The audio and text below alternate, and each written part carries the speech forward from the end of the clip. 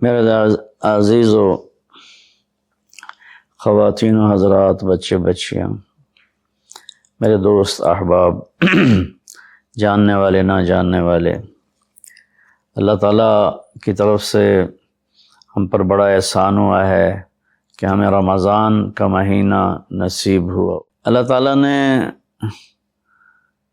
ہفتے میں 7 دنوں میں ایک دن بابرکت بنایا، وہ جمعہ کا ہے۔ اللہ تعالیٰ نے قوم یہود سے کہا کہ میرے علم میں ایک دن ہے بہت برکت والا، وہ تم ڈھونڈو اور چن لو۔ تو انہوں نے خطا کھائی اور ہفتے کا دن چن لیا۔ ہفتے کو یہودی عبادت کرتے ہیں، کام نہیں کرتے۔ پھر اللہ تعالیٰ نے عیسیٰ علیہ السلام کی قوم سے کہا کہ ایک دن میرے بارگاہ میں بہت بابرکت ہے، دعائیں قبول ہوتی ہیں، اسے تم ڈھونڈو۔ ان پہ چھوڑا تو انہوں نے اتوار چن لیا۔ لیکن جب ہماری باری آئی تو اللہ نے ہمیں نہیں کہا کہ ڈھونڈو۔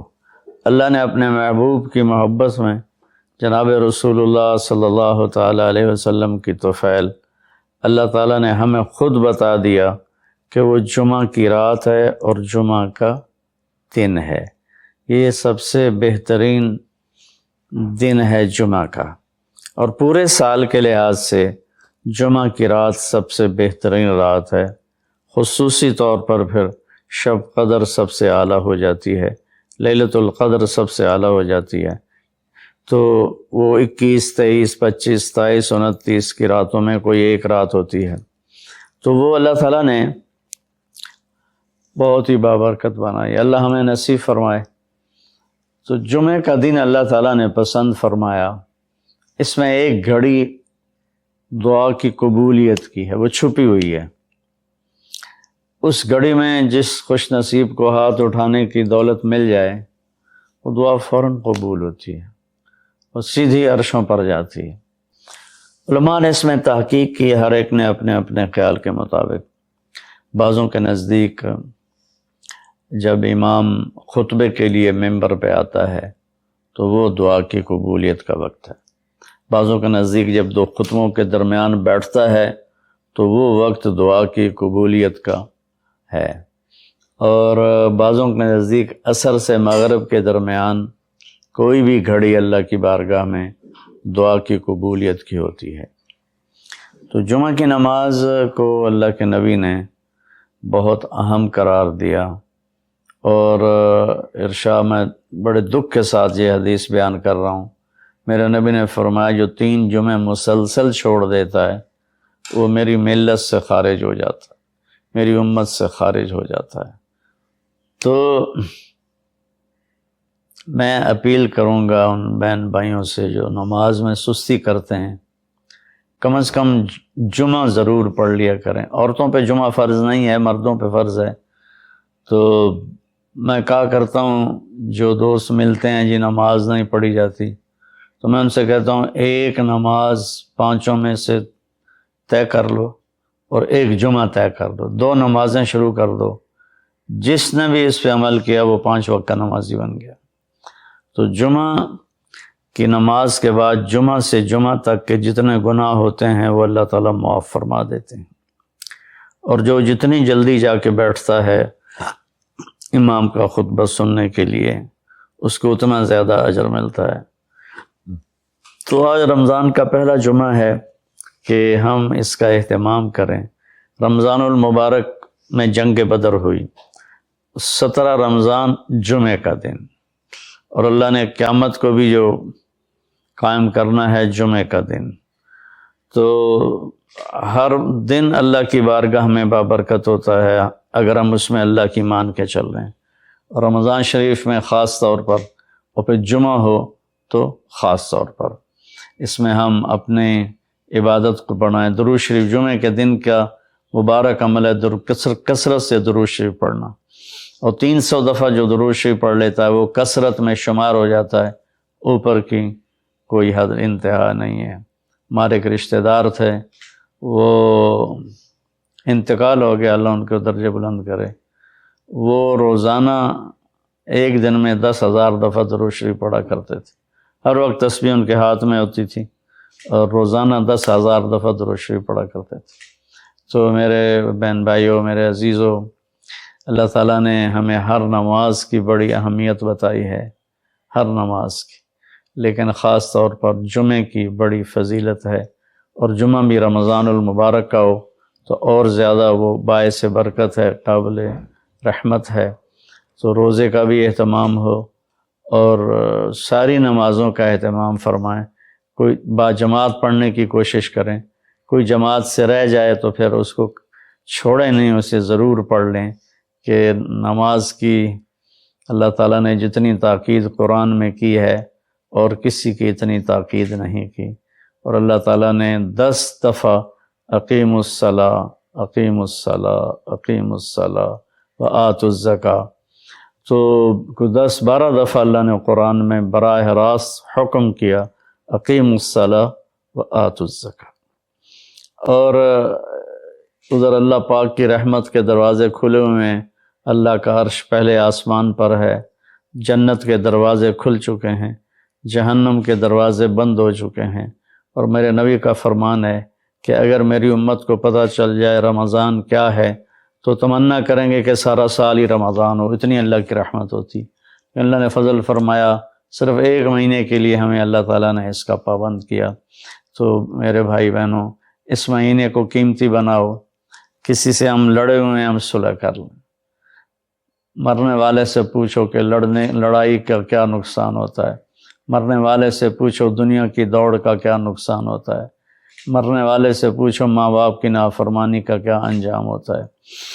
امام بخاری رحمۃ اللہ علیہ نے ایک واقعہ نقل کیا ہے کہ ایک گاؤں میں ایک نوجوان کو دفن کیا گیا، تو عصر کے بعد اس کی قبر پھٹتی اور وہ قبر سے نکلتا، اور اس کا چہرہ گدھے کا ہوتا تھا، اور وہ 3 دفعہ گدھے کی آواز میں آواز نکالتا تھا، پھر وہ قبر میں گرتا تھا، قبر مل جاتی تھی۔ تو لوگوں نے اس کی ماں سے پوچھا کہ یہ کیا چکر ہے؟ تو اس کی ماں نے بتایا کہ شرابی تھا، شراب پیتا تھا، تو میں اسے روکتی تھی نہ پیا کر، تو وہ آگے مجھے کہتا تو کیا گدھے کی طرح آوازیں نکالتی رہتی ہے، مجھے نہ سنایا کرو۔ تو اللہ تعالیٰ نے تھوڑا سا اس کا انجام دکھا دیا کہ ماں باپ کو اس طرح تکلیف دینے سے کیا ہوتا ہے۔ تو بھائیو، ایک تو ہم نماز کو زندہ کریں۔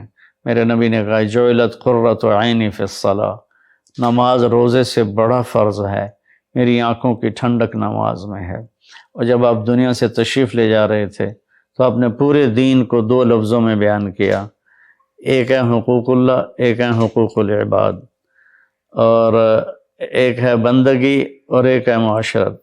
تو آپ نے فرمایا الصلاۃ، جب آپ دنیا سے تشریف لے جا رہے تھے آپ نے حضرت اماں عائشہ رضی اللہ عنہا علیہ السلام کے سینے پر یوں سر رکھا ہوا تھا، اس طرح کر کے ایسے، اور اماں عائشہ نے آپ کو سہارا دیا ہوا تھا، اپنے سینے پر لٹایا ہوا تھا۔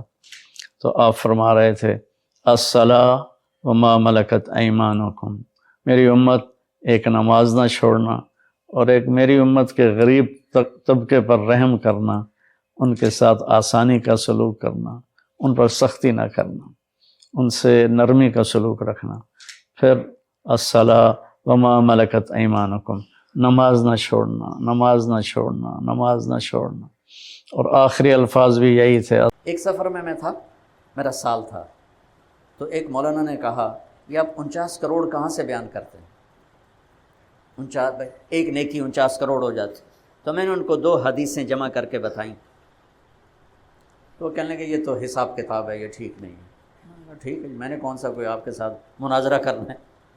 سکھر میں ہماری جماعت تھی، شکارپور سے ایک نوجوان ہمارے آیا، کالج کا لڑکا، میرا سن کے تو بیان سننے کے لیے آ گیا، اور پھر رات گزاری، تو پھر کہنے لگا جی ایک خواب سناتا ہوں آپ کو کہ میں نے سے روزہ لگایا، سے روزے سے میرا ہمت بندی کب چلہ لگاؤں گا، لیکن گھر گیا تو پھر ٹھنڈا ہو گیا، اور گزر گئے 1 مہینہ 2 مہینے 4 مہینے، یہ مجھے یاد نہیں۔ تو میں نے خواب دیکھا کہ حشر کا میدان ہے اور میرا حساب ہوتا ہے، میری نیکیاں گھٹ جاتی ہیں تو فرشتہ اعلان کرتا جہنم میں ڈال دو. تو مجھے فرشتے جہنم کی طرف لے جا رہے ہیں کہ ایک دم ایک ہاتھ سامنے آتا ہے، اس ہاتھ میں ایک کاغذ کا پرچہ ہے، اس کے اوپر 3 لکھا ہوا ہے کہ میں دیکھ رہا ہوں، اور اس 3 کو 49 کروڑ سے ضرب دی جاتی ہے، اور پھر نیچے حاصل ضرب نکالا جاتا ہے، پھر اعلان ہوتا ہے اس کی نیکیاں بڑھ گئیں، واپس جنت میں لے جاؤ. 49 کروڑ دی کیڑی گل جتھے رب کہہ رہا ہے بے حساب، تو 49 کروڑ کی شے کچھ بھی کوئی نہیں. ایک حدیث سنا تھا جب یہ آیت آئی من جاء بالحسنۃ فلہ عشر امثالھا، میرے نبی ایک نیکی کے 10 دوں گا، یہ ہے انٹرنیشنل لا آدم سے لے کر میرے نبی تک. تو میرے نبی نے عرض کیا اللہ یہ تو پوری دنیا کو تو نے دیا، میرے لیے تو کوئی خاص چیز ہونی چاہیے. تو اللہ نے کہا اچھا ٹھیک ہے، من ذا الذی یقرض اللہ قرضا حسنا فیضاعف له اضعافا کثیرا، کوئی ہے جو مجھے قرضہ دے اور میں اس کو کئی گنا کر کے دوں. کئی گنا میں کوئی وضاحت نہیں تھی نا، تو میرے اللہ نے پوچھا ٹھیک ہے، کہا نہیں کچھ اور زیادہ کر. اللہ نے کہا ٹھیک ہے. مثل الذین ينفقون اموالهم فی سبیل اللہ کمثل حبۃ انبتت 7 سنابل فی کل سنبلۃ 100 حبۃ واللہ یضاعف لمن یشاء واللہ واسع علیم. چلے میرے محبوب، 1 پہ 700 کدی دنیا سنے؟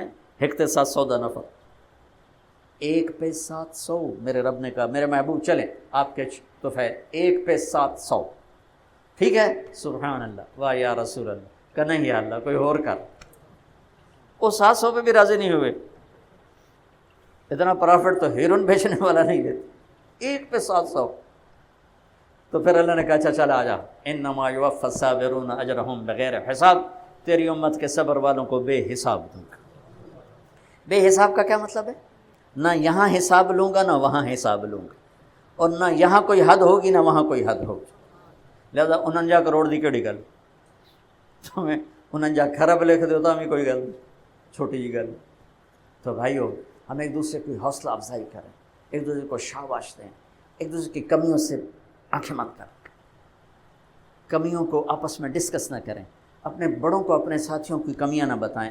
تم اندازہ لگاؤ میرے نبی نے فرمایا کہ دیکھو مجھے میرے ساتھیوں کی کمیاں نہ بتایا کرو، میرا جی چاہتا ہے جب میں تمہارے درمیان میں بیٹھوں تو میرا دل سب سے صاف ہو، اور جب تم مجھے کسی کی کمی بتاؤ گے میرے دل میں اس کی کمی آ جائے گی تو پھر مجھے اچھا نہیں لگتا کہ میں تمہارے پاس آؤں اور میرے دل میں کسی کی کمی ہو. جب میرا نبی یہ فرما رہا ہے تو آج کل کے بڑوں کی کیا حیثیت؟ کیوں ہماری دعائیں اٹکی ہوئی ہیں؟ کہ ہم باغی لوگ ہیں، ہم باغی مسلمان ہیں. شام پہ پہلا اٹیک ہوا، عمرو بن عاص رضی اللہ تعالیٰ عنہ 8000 کا لشکر، ان کو روم کو خبر ہو گئی تھی تو انہوں نے 1 لاکھ کا لشکر بھیج دیا تھا. جرجیس اس کا سالار تھا، رومن بادشاہ کا بھائی. تو وہ 8000 1 لاکھ نے ان کو گھیرے میں لے لیا. تو حضرت واصلہ رضی اللہ تعالیٰ عنہ اس جنگ میں شریک ہیں. وہ کہتے ہیں کہ ہمیں یقین ہو گیا آج ہماری قبریں یہاں بنے گی. اور عرب کی عادت تھی جنگ میں شعر پڑھتے تھے ابھارنے کے لیے، لیکن حضرت واصلہ فرماتے ہیں اس دن ہمیں شعر بھول گئے، ہماری زبان پہ ایک لفظ تھا، یا رب محمد انصر امت محمد، اے رب محمد امت محمد کی مدد فرما. کہ یہ ہماری زبان پر تھا، تلوار ہاتھ سے چل رہی تھی، زبان اللہ کو پکار رہی تھی. حضرت عبداللہ بن عمر، حضرت عمر کے بیٹے بھی اس جنگ میں شریک ہیں، فرماتے ہیں جب سورج ڈھلا تو ہم بار بار آسمان کو دیکھ رہے تھے. میں نے جب اوپر نگاہ دوڑائی تو میں نے دیکھا انفرجت فی السماء فرجۃ، آسمان کا دروازہ کھل گیا. وخرجت منہا خیول شہب، اور اس سے شہابی رنگ کے گھوڑے اور ان کے اوپر سوار، ان کے سروں پہ سفید پگڑیاں، اور سب سے آگے ایک سوار تھا جس کے ہاتھ میں لمبا نیزہ تھا. وہ وہاں سے پکار رہا تھا ابشروا یا امت محمد، اے امت محمد تمہیں بشارت، قد اتاکم اللہ بالنصر، اللہ تمہاری مدد کو آ گیا.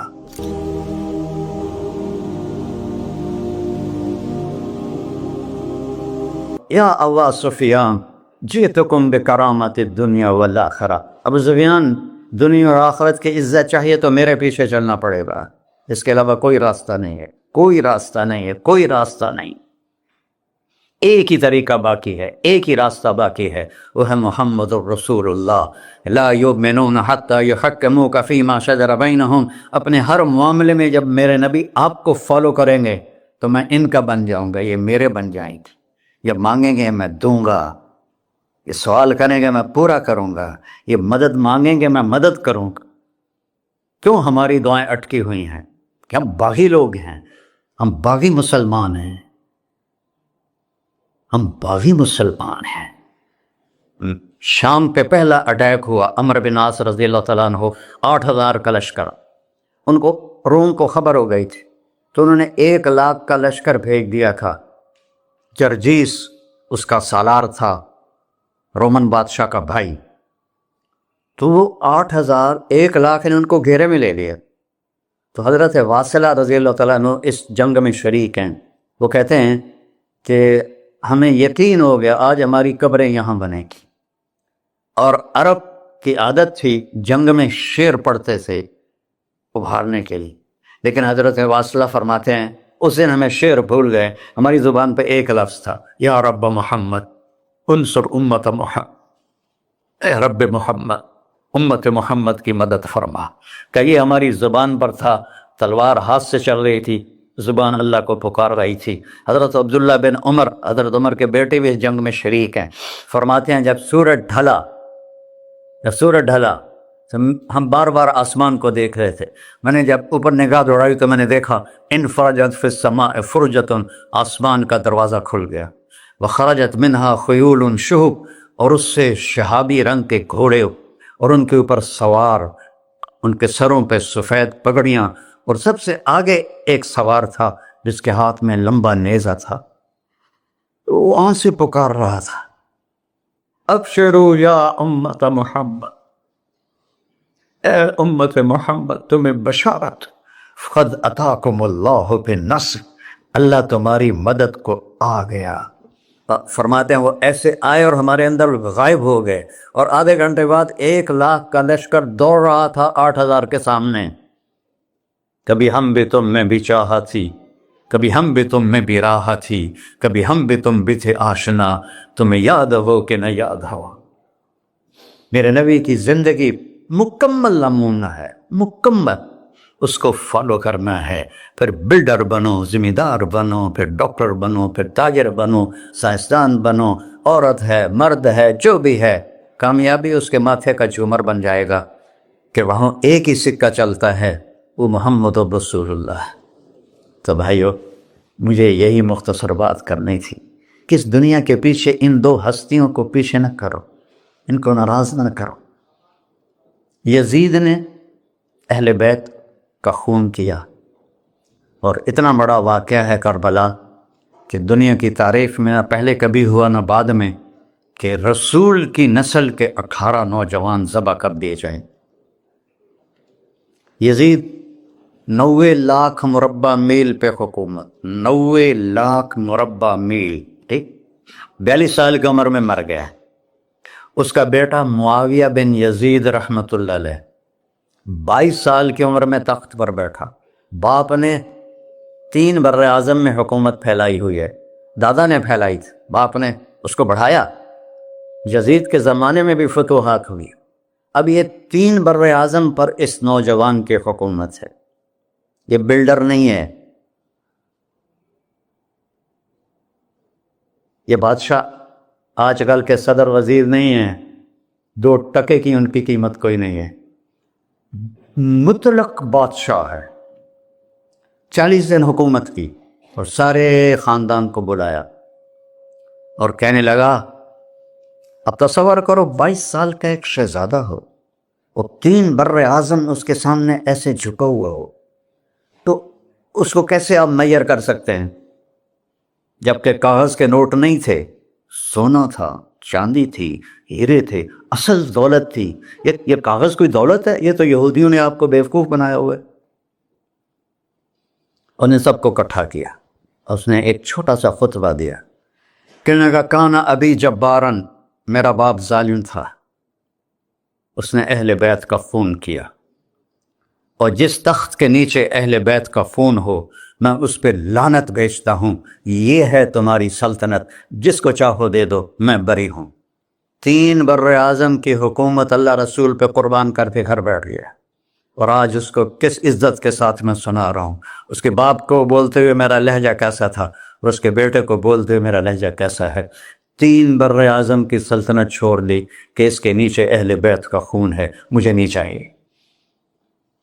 تو اللہ اور اس کے رسول کو راضی کرنے کے لیے بڑے سے بڑا سودا بھی سستا ہے، بڑے سے بڑا سودا بھی سستا ہے. ایک صحابی آئے، یا رسول اللہ، میرے پڑوسی ہے، اس کی کھجور ایسے میرے گھر میں آتی ہے، اس پر جب پھل پکتا ہے تو وہ گرتا ہے، میرے چھوٹے چھوٹے بچے اٹھا کے کھانے لگتے ہیں، ادھر سے بھاگ کے آتا ان کے منہ سے نکال لیتا ہے. اس کی تو محنت کریں کہ اتنی سخت، وہ منافق تھا، اس کی اتنی سختی نہ کرے. تو آپ نے اسے بلایا، کہا بھائی ایک سودا کرتے ہو؟ کہا جی. یہ کھجور مجھے دے دو اور میں جنت میں کھجور دنوں لے کے دیتا ہوں. کہنے لگا یا رسول اللہ، کوئی اور آپ فرماتے تو میں ضرور حاضر کر دیتا، یہ کھجور تو مجھے میرے بچوں کو بہت پسند ہے، میں تو معافی چاہتا ہوں. اٹھائی منافق تو اس نے معافی مانگنی تھی. وہاں ایک صحابی بیٹھے تھے ابو الدحداح. جب وہ چلا گیا تو کہنے لگے یا رسول اللہ، اگر میں آپ کو یہ کھجور لے کے دے دوں تو مجھے جنت میں کھجور لے کر دیں گے؟ کہنے لگے ہاں، سودا پکا ہے. تو وہ گیا اس کے پیچھے، کہنے لگا بھائی کھجور بیچو گے؟ کہا نہیں. کہا بھائی بیچ دو. ارے جا میں نے رسول اللہ کو نہیں بیچی، تجھے کیسے بیچوں گا؟ انہوں نے کہا منہ مانگی قیمت لے لے. منہ سے بول کیا لینا چاہتا ہے. ابو الدحداح کا باغ تھا تیار، 600 کھجوریں. میں ذمہ دار ہوں، مجھے پتا ہے کہ 600 کھجوروں کی کتنی قیمت ہوتی ہے. جیسے آپ بلڈنگ کو جانتے ہیں، میں نہیں جانتا، آپ ذمہ داروں کو نہیں جانتے، میں جانتا ہوں. 600 کھجوروں کا باغ. تو اس نے اس کو لاجواب کرنے کے لیے کہا اپنا باغ دے دے، کھجور لے لے. اب یہ کہتا ہے پھر وہ تو نہیں. آپ لوگ تاجر بیٹھے ہیں، اس کے بول کی طاقت دیکھو. اس سے کہہ رہا ہے اب معاہدے سے پھرو گے تو نہیں. انہوں نے کہا میں پاگل ہوں جو پھرا، میں نے 600 کھجوروں کا باغ لگ گیا. پھر انہوں نے کہا چل ڈن، 600 کھجوروں کا باغ تیرا اور یہ کھجور میری. اور وہاں سے سیدھا گیا اپنے باغ میں.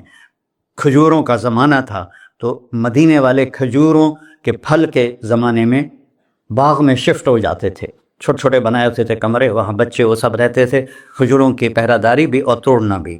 تو وہ ہائے قربان جاؤں نبی کے صحابہ تھا، وہ باغ میں اندر نہیں گئے، باہر کھڑے ہو گئے کہ کہیں نیت نہ بدل جائے. اتنا بڑا باغ دیتے ہوئے باہر سے پکارا ام الدحداح بیگم.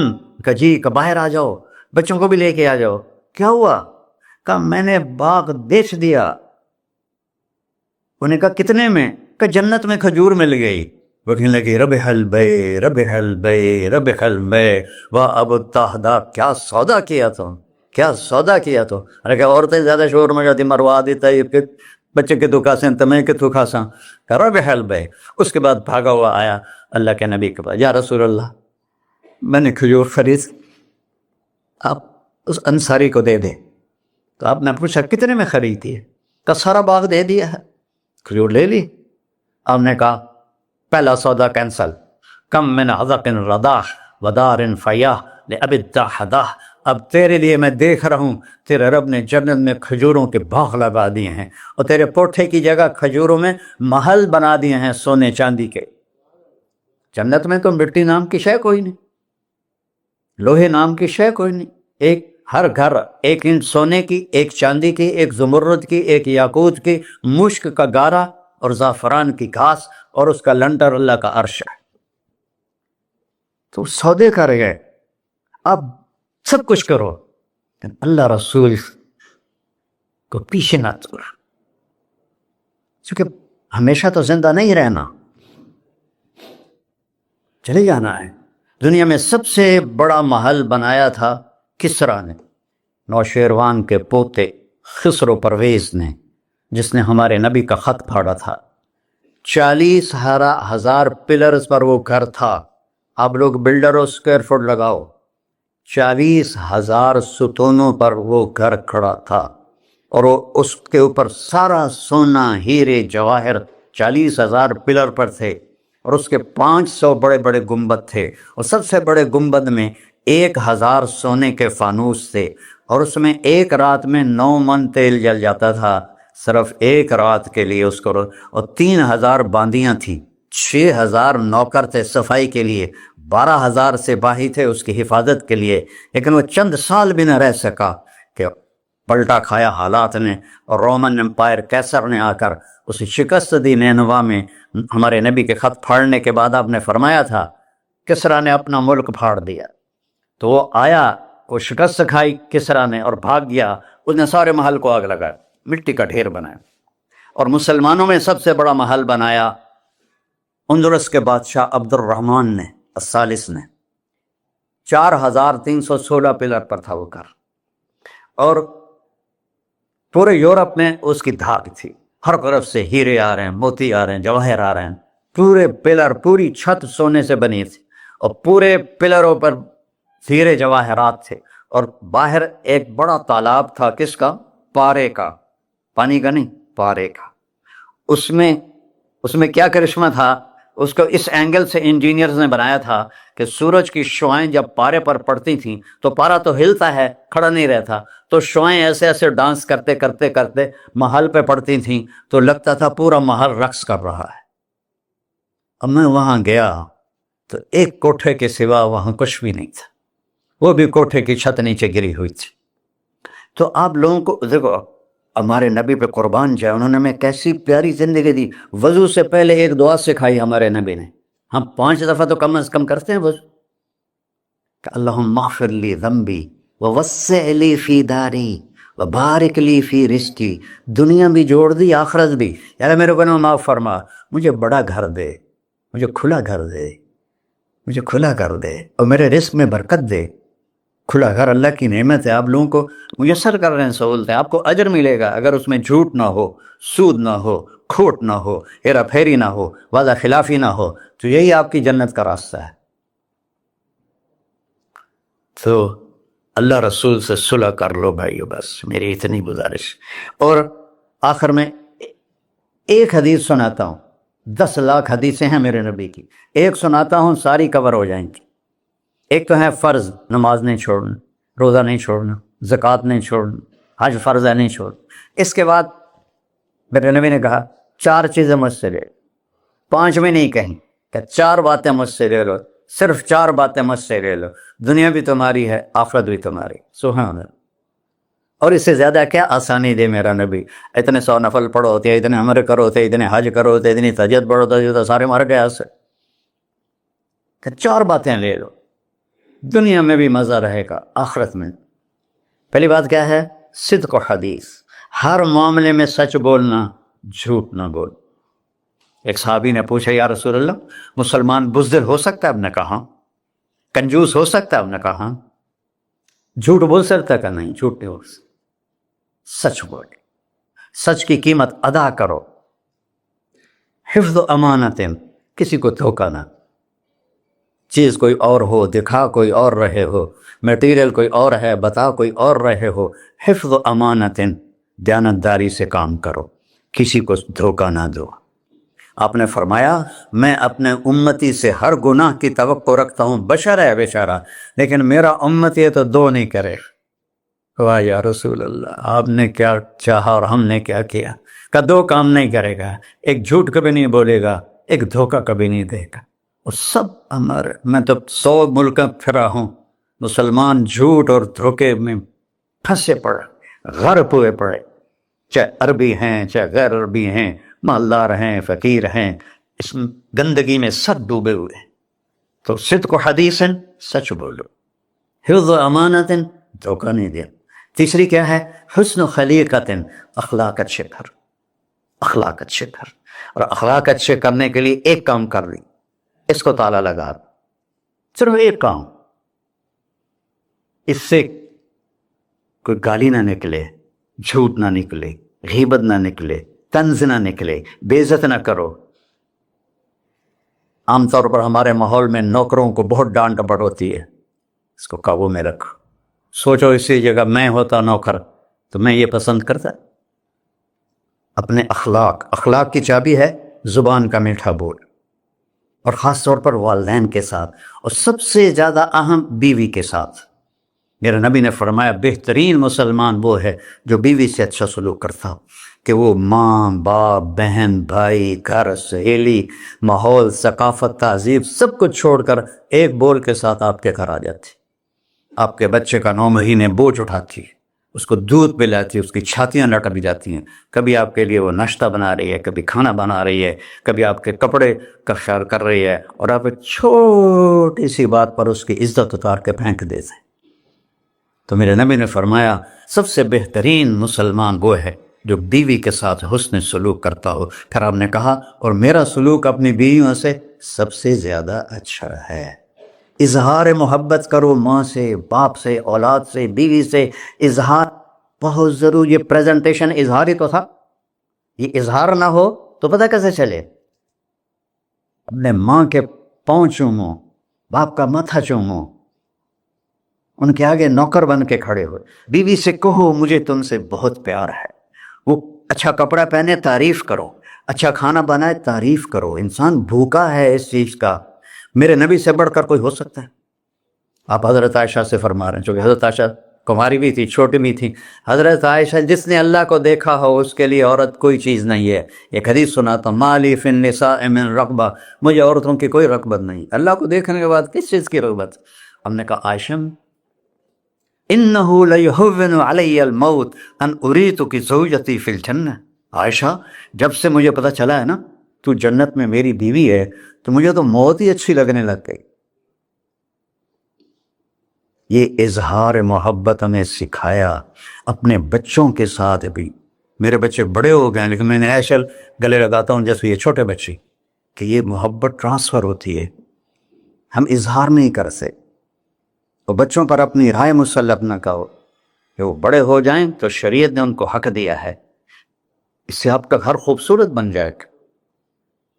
یہ میرے نبی کی پیاری زندگی کے چند صفحات میں نے آپ کے سامنے پیش کیے ہیں، تو طویل داستان ہے، سناتے سناتے عمر بھی بیت جائے تو ایک ذرہ بھی ادا نہ ہوگا، لیکن خلاصتاً میں نے آپ سے عرض کر دیا، صدق و حدیث، حفظ و امانت، حسن و خلیقت، سچائی، دیانتداری، اخلاق، اور چوتھا اور آخری عفت فی طعمت، رزق حلال کما، رزق حلال کما۔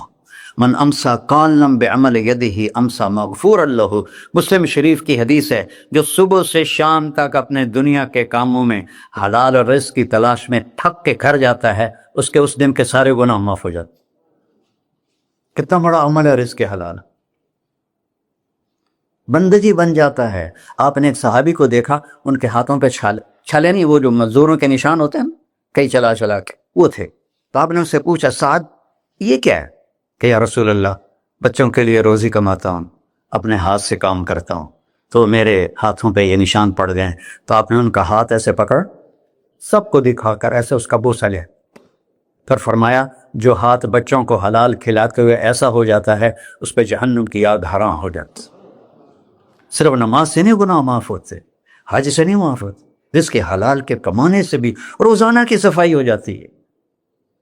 ابھی سودا ہے اللہ رسول سے کر لو تو موج ہی موج ہے، اور اگر انہیں بکھیڑوں میں پڑے رہے تو مر کے زیرو ہی ہونا ہوتا ہے، کچھ بھی ساتھ نہیں جاتا۔ تو اللہ مجھے بھی توفیق دے، اللہ آپ کو بھی توفیق دے کہ ہم اپنے نبی کی زندگی کو اور اپنے رب کو سامنے رکھ کر زندگی گزاریں، اور آپس میں اگر لڑے ہوئے ہو صلح کر لو، آپس میں کوئی لڑو، دیکھو جھگڑا ہو جاتا ہے، بول چال بند نہ کرو، جھگڑا ماں سے بھی ہو جاتا ہے، باپ سے بھی، بیوی سے، بول چال بند نہ کرو، نہیں بس ساڈا بائی کاٹ۔ ہم تو پنجابی لوگ ہیں، دیہاتی کو تھوڑی اونچ نیچ ہو جائے تو ہماری لینگویج اساں لیکا چھک دیتا ہے، سمجھو، ہم نے لکیر لگا دی ہے، نہ انہاں دے مرن تے جاونا ہے نہ انہاں دی شادی تے جاؤ، یہ ساڈے جنازے وچ بھی نہ عام۔ اللہ میرے گاؤں میں جنازہ تھا، میرا اپنا عزیز، اس کی والدہ فوت ہو، تو رشتہ داروں میں قریبی رشتہ دار جنازے میں پہلی صف میں کھڑا تھا، تو جنازے پر تو سب کے دل نرم ہو جاتے ہیں۔ جب اس نے دیکھا نا کہ میاں صادق میری ماں دے جنازے چ باہر نکل جا، یہ تہذیب ہے ہماری، تو جھگڑا ایک فطری چیز ہے، لیکن بول چال بند نہیں کرنی ہے، دل میں نفرت نہیں پالنی ہے، اس کو صاف کر کے معاف کرنا ہے۔ اللہ بہت خوش ہوتا ہے۔ اور میاں بیوی میں جھگڑا ہو جائے اور وہ صلح کر لیں، اللہ ان کے پچھلے سارے گناہ معاف کر دیتا ہے۔ کیا مزے کی بات۔ السلام علیکم۔ دعا فرما، دعا فرما ہے۔ اچھا بھائی بیٹھ جائیں، دعا کر لیں۔ انت اہلہ وصلی علی محمد کما انت اہلہ وفعل بنا ما انت اہلہ انک اہل التقوی و اہل المغفرہ۔ یا تا یہ سارے دوست احباب تیری محبت میں آئے ہیں، ہم سب نے تیرے نام کو زندہ کیا ہے، ہماری یہ محفل قبول فرما اور ہماری یہ مجلس قبول فرما، اور یا اللہ جو کچھ کہا ہے اس کے مطابق ہماری زندگی بنا دے۔ اور یا اللہ جو ہم نے نیت کی ہے کہ غزہ کے مسلمانوں کو گھر دینا ہے، چھت دینی ہے، ان سب کو، یہ کسی ایک آدمی کے بس کا کام نہیں ہے، یہ سارے مل کر کریں، ہم بھی کریں، اس لیے ہمیں توفیق نصیب فرما۔ تیرے نبی کا فرمان ہے، جو میری امت کی دنیا کا خیال نہیں کرتا وہ مجھ سے نہیں ہے، اور اس وقت سب سے محتاج امت غزہ کے اہل ایمان ہے۔ تو یا اللہ ان سارے بھائیوں کو ہمت دے، توفیق دے، ہمیں وہاں تک پہنچانے کا وسیلہ تو نے بنایا ہوا ہے، ہمیں یہ امانتیں ان تک پہنچانے کی توفیق دے، ان کے کاموں میں برکت دے، ان کے قرضوں کو اتار دے، ان کو سود سے بچا دے، ان کو دیانتداری نصیب فرما، شفافیت نصیب فرما، مرتے وقت ہم سب کو کلمہ نصیب فرما۔ وصلی اللہ تعالی نبی الکریم۔ میرے نبی کے پردادا حضرت ہاشم بن عبد مناف کو غزہ میں دفن ہے، اور اس ملک میں عیسیٰ علیہ السلام، موسیٰ علیہ السلام، ہارون علیہ السلام، زکریا علیہ السلام، یحییٰ علیہ السلام، داؤد علیہ السلام، سلیمان علیہ السلام، اتنے نبی اس مٹی میں دفن ہیں۔ تو اللہ کو ہمت دے، کھل کر خرچ کریں، اللہ واپس کرتا ہے۔